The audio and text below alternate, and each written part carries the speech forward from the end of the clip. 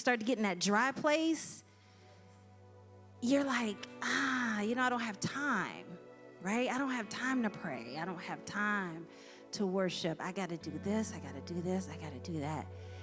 And so what I wanted to say is that it's an investment, right? So we end up giving our time. We take interest in your kingdom come, your will be done on earth as it is in heaven. And I am the vessel. I am the conduit to manifest his presence on earth. So put Jesus where faith is. Let's see. Without Jesus, it's impossible to please God. Huh? Faith without works? Jesus without works is dead. Wherever you see faith, put Jesus. And then if you put Jesus, then you can put his characteristics right there. Love. Without love, it's impossible to please God. Without patience, it's impossible to please God. The characteristics that God wants is already in you, but it has to come out of you to speak it back to him. Because when the king hear his word, he can't go against his word because he already decreed and declared it. And it's established. It shall never return to him void. It's because I love him. It's because these are the things that I'm determined to manifest on this earth that I don't do those things. And it's not a judgment against people who do. I just have a revelation, and so I restrain myself from that.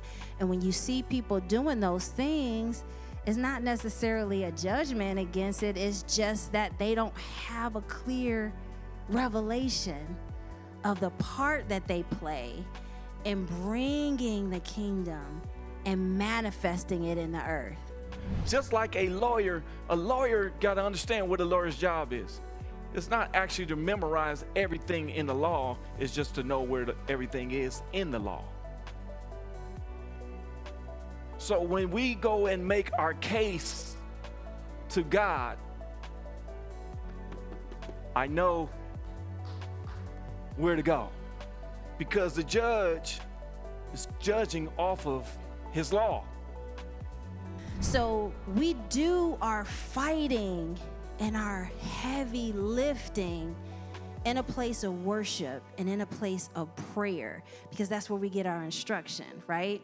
So the communication piece is our exchange of thoughts and ideas with the creator of the universe. Like, have you really just thought about that thought and that concept? Like, I get to go to a place where I can tabernacle. I get to build and establish an altar in my home and in my church and wherever I go. I get to commune and exchange thoughts and ideas with the creator of the universe. You'll say, hey, Pastor Dave, have a seat. Welcome to the house. Make yourself at.